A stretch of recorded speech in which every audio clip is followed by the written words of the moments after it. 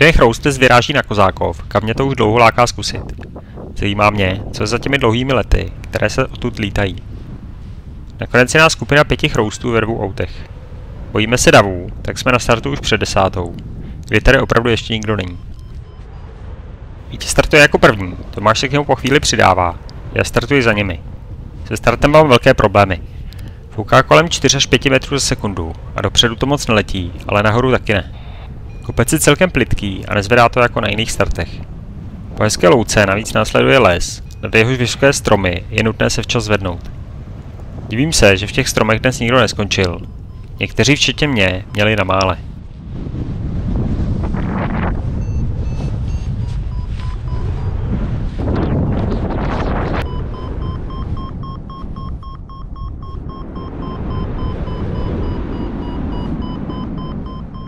Chvíli svahujeme, což přes slušný vítr taky není úplně snadné.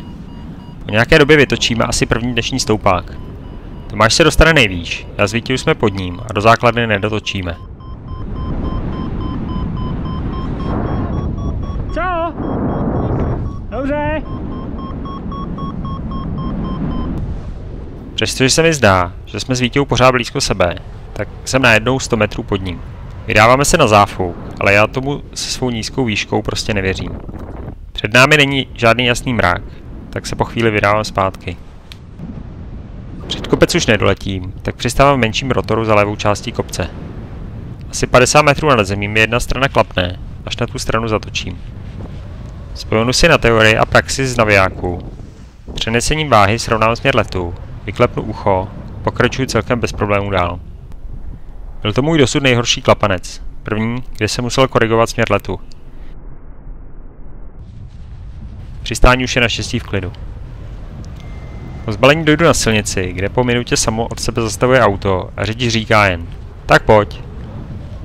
Je to samozřejmě taky padáčkář. Díky moc. Lidi jsou tady skvělí. Později u přistávačky zastavil jeden pilot, který dělal teprve na start. Nabral první 2, kteří měli zbaleno, a pak teprve pokračoval dál. Na startu bývá velká tlačenice, ale i tak je tam spousta ochotných lidí, kteří pomůžou při srovnání neposlušného křídla.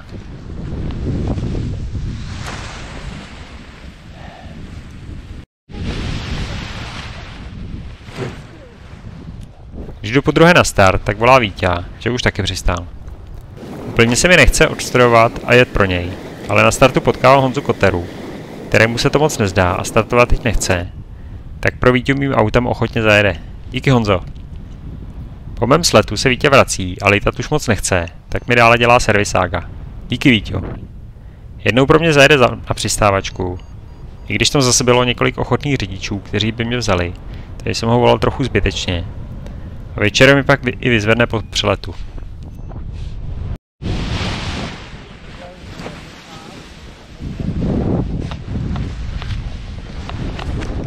Já dávám ještě jeden sled a morálku mám celkem dole. Značný podíl, na to mají i mé spackané starty. Na dnešní 4 povedené starty jsem potřeboval dalších 11 nepovedených nebo zrušených. Budu muset víc groundit, získat sebejistotu a startovat rychleji. Jak mi sebejistota chybí, tak před startem dlouho váhám, což samozřejmě zvyšuje šanci toho, že se mi to zbortí nebo se dostanou do jiných problémů.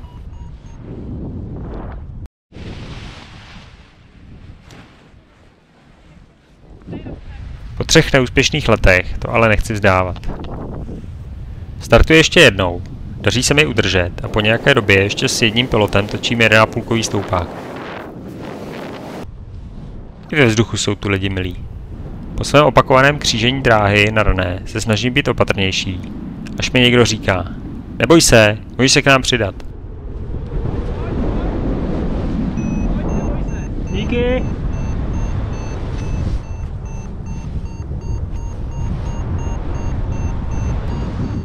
Druhý pilot, se kterým točím, se stoupáku po nějaké době odletá.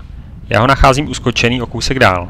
Najednou už má 2,5 metru za sekundu a nese mě až do právě vznikajícího mraku.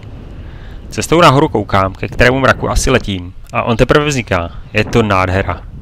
Voda se vaří jako v hrnci a mě láká si chmurku proletět. Disciplinovaně ale odlétám dál, navíc to na pomezí mraku dost hází.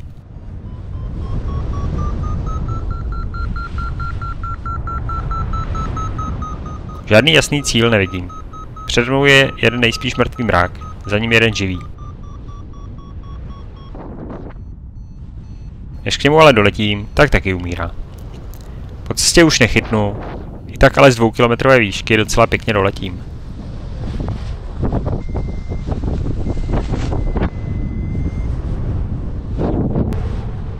Přistání je strašné. Vidím pěkné louky, ale bojím se rotoru zahranou proti větru. Další pěkné louky jsou za vysokými stromy, tak tam se mi taky nechce. Snažím se od nich letět po větru co nejdále a stejně jako včera na cukráku se proti větru otočit teprve kousek nad zemí.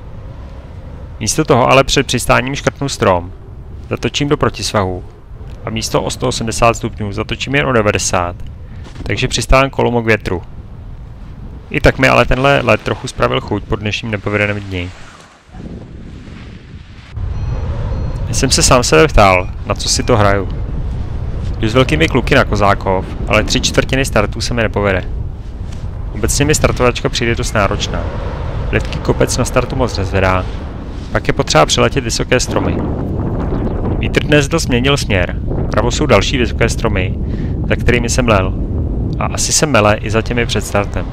Svahovalo se mi taky těžce.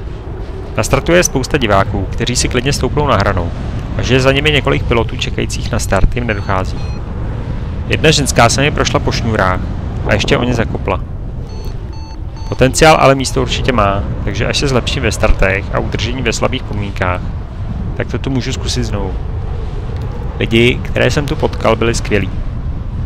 Sami jsme si s Vítěou taky zlepšili karmu, když jsme zastavili jednomu klukovi, kterého jsme viděli jít po silnici s báglem. Místo přímé cesty do Prahy jsme ho hodili na Kozákov.